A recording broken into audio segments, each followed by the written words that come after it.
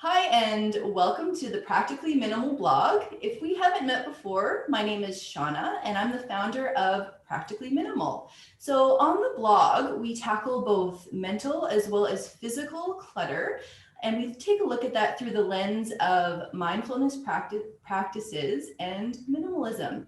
So today we have an amazing guest. We have Tracey Silliker of Calm the Chaos Organizing in Sherwood Park.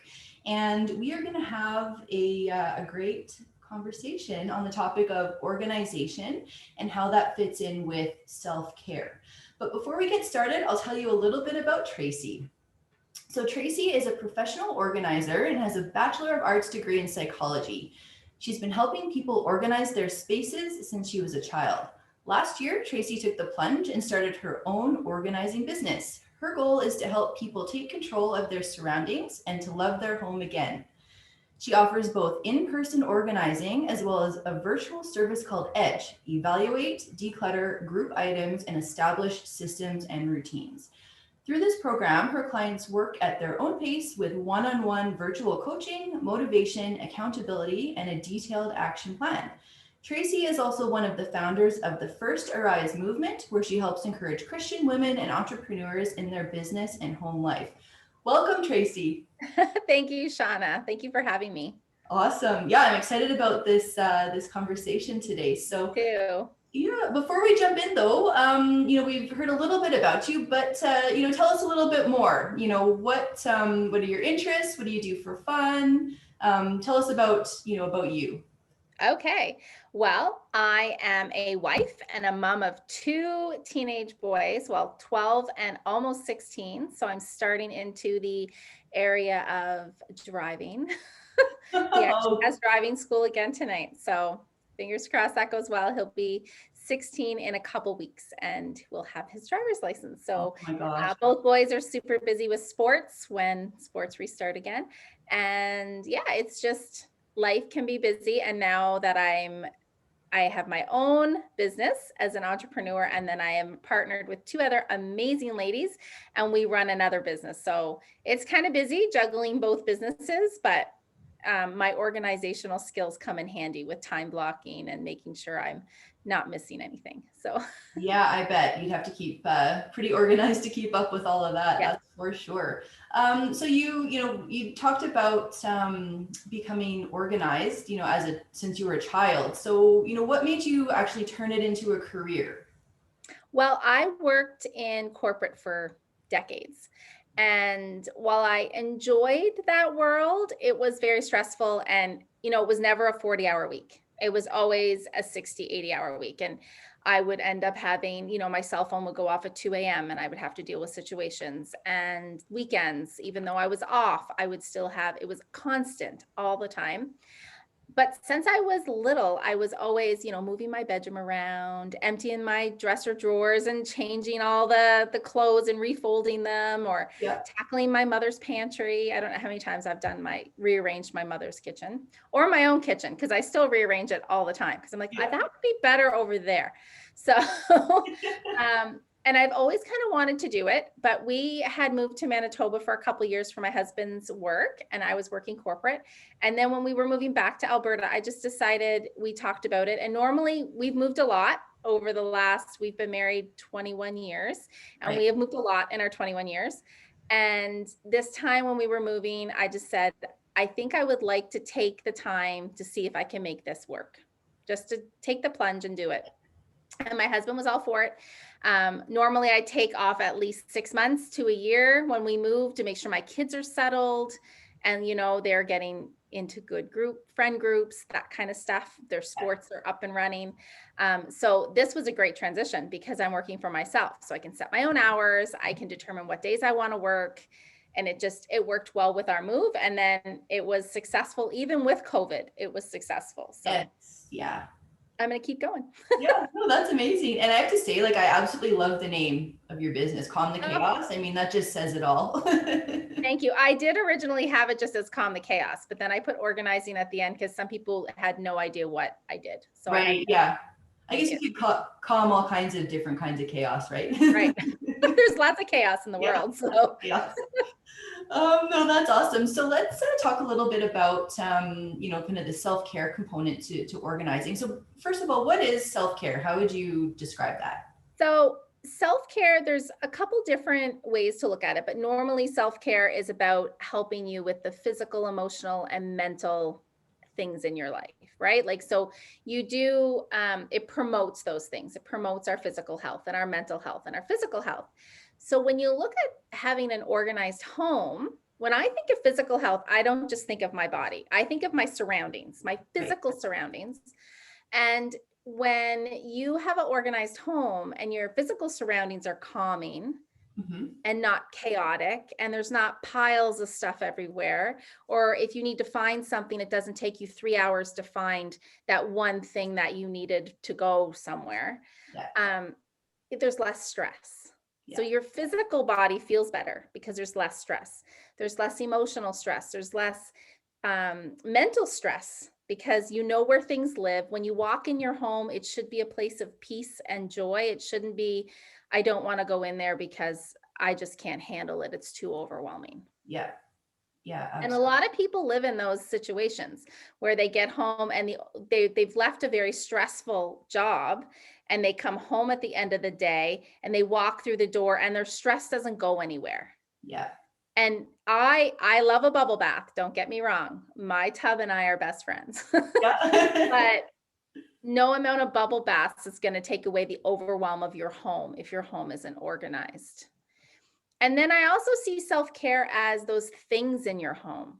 So our society is very things driven. You need to have all these things in order to be a part of society, which I know you don't agree with, being minimalist or minimalish.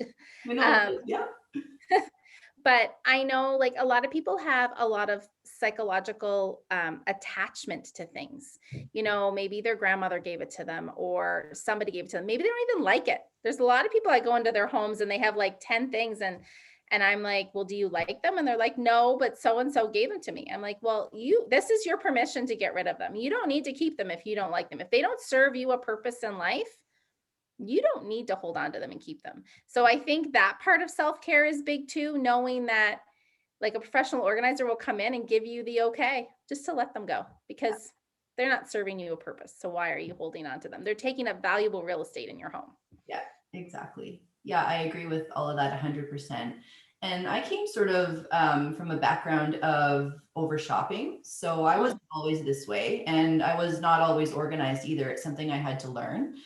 right, So, I do understand like that overwhelm when you come in, and, I worked corporate as well. And yeah, like you come home from a stressful day, you want to decompress, you open your door and there's stuff everywhere. Like your house is a mess is kind of how I would have said it right. at the time. Yep, But I mean, but you're depleted already. So, to face that, that's where right, the overwhelm comes in, right? To face right. that clutter and so on. So yeah, it's just kind of a bad spiral, but it can be broken. It can be. And I tell people, I worked with a client yesterday and we were dealing with paper clutter.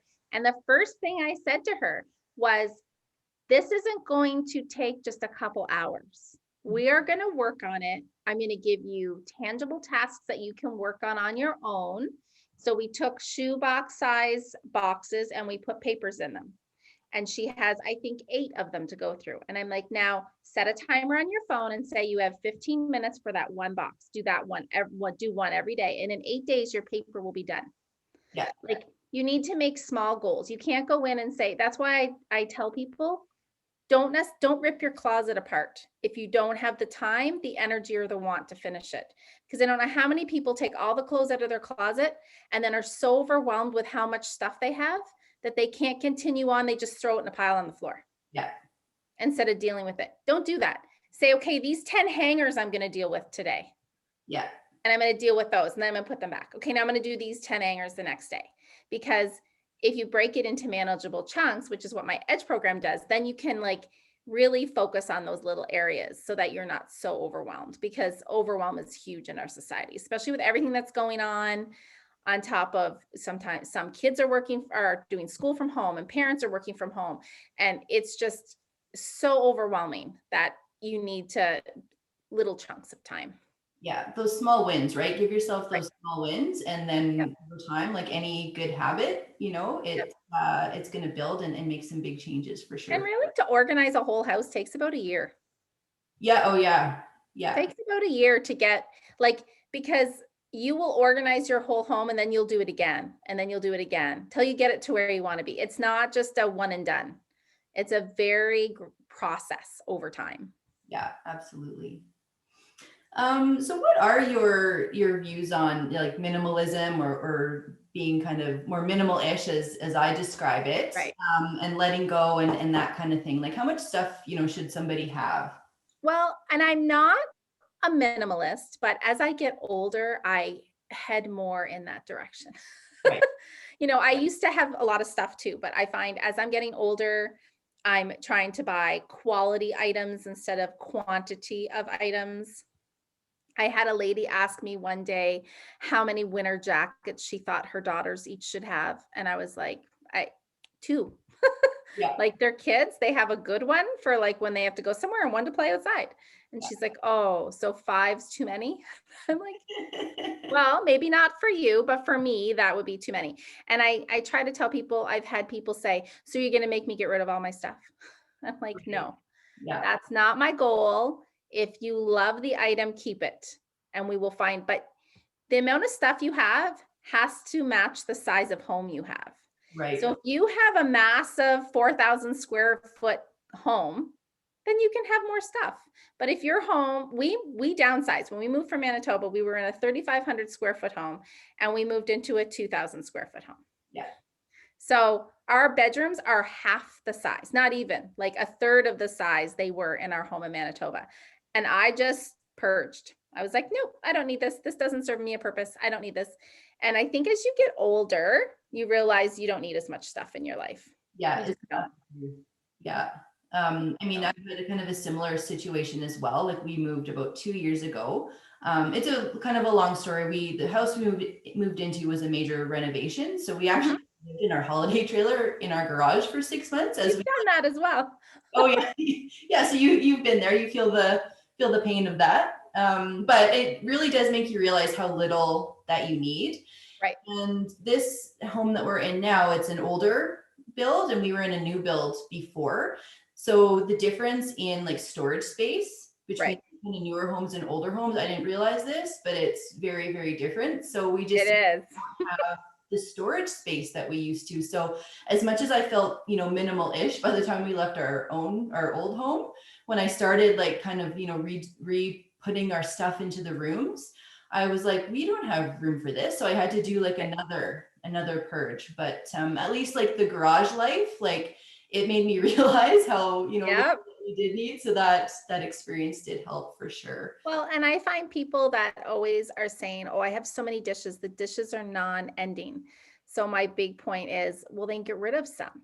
You have too many if you're constantly washing dishes, especially things like cheese graters. If you only have one or two, especially if you have other people in your homes, well, when they get dirty, people have to wash them before they use them rather than pull another one out of the cupboard. If you have five of them, all five of them will be dirty when you have to wash the dishes. Yeah. Like, and it's the same with clothes. And people say, "Oh, I don't know about that." And I'm like, yeah, the less clothes you have, the less laundry you have to do because you do laundry more regularly because you wear your clothes all the time. You don't have clothes that just sit in the closet and never get worn. Yeah. Yeah, no, So, that's a good point because it would seem like it would be the opposite, right? But right, really, what you end up with is an even bigger pile and a bigger right, job, you know. right. Yeah, you might like I do laundry one load every day, Mhm. but even and I find kids are the worst because I have friends who their kids have like 12 pairs of pajamas. And I'm like, they don't need 12 pairs of pajamas. They will dirty every pair. They Yeah, will. And then you will have to wash every pair. But if they only have three or four pair, they'll wear a pair more than one night because they just got out of the tub. They're clean. So they could wear them the next night too. So yeah, good point for sure. So let's switch focus here just a little bit. I want to talk a little bit more about the self-care side of yes. things. So, I mean, I guess what are like you mentioned, a bubble bath. What are some of your other, kind of like favorite self-care kind of routines that you've implemented into your own life? Well, I love to get a pedicure. It's Ah, like and now that the salons are open again, I've already booked one. It's awesome. kind of like my little treat for myself. But even just like painting your toes or going for a walk, going for a walk is massive self-care. Of course, my bubble bath is a big one. Mhm. But even, and this is going to sound crazy, but even I do a 15-minute morning routine and a 15-minute evening routine where I kind of just like go through my house and like anything that doesn't belong in that room gets put in the proper room or the proper home that it lives in. And I find doing that is huge self-care for me because then when I wake up in the morning, I know that my house is relatively in good shape. The other thing that I do is I always make my bed. And I know that is self-care for me because I have my bed made in the morning and then it's nice when I get in at night. And I've already accomplished one task of the day. I made my bed. Yeah. And then I always go to bed with a clean sink. So I always make sure that my dishes are done, my sink is clean. So when I get up in the morning, I make my bed, I get ready for the day, I come downstairs, I make my coffee in a clean kitchen. Yeah. Now I have teenagers and I'm trying to teach them that as well because sometimes they'll eat after I go to bed. So getting them to learn to put it in the dishwasher. So, but yeah. Yeah, that's that sounds like a process for sure. It is, but I think a clean sink is definitely self-care because it's done. And then in the morning when you get up, you don't have that overwhelm of a sink full of dishes staring at you or stuff on the counter. Like when I come into my kitchen, I can make my coffee and then sit and, enjoy my coffee for 10 minutes before my house gets crazy. Yeah, no, and that's like such a beautiful reward for, doing the work the night before, Mm-hmm. you know? It is. Yeah, no, I love it. Yeah, and I'm the same. There's nothing worse than coming down to dishes and things in the kitchen. So Yeah. that's awesome. So do you have any more like tips or tricks or advice or anything that we didn't touch on to do with care or I think organization? it's just the small steps, like the little things. Start with making your bed every day. Do that. And I'm a firm believer that if you do it every day for 14 days, then it becomes a habit. So if you do it every day for 2 weeks, that is now a habit rather than just something that you've been doing. So try having your sink cleaned out for 2 weeks, every single day for 2 weeks. And then it becomes when you don't do it, like sometimes, and I'll be the first to admit, on the weekends, if life gets busy, I won't do my dishes at that night or I won't clean out my sink and then I pay for it the next day. And then I'm like, I'm not doing that again. That's just not worth my time.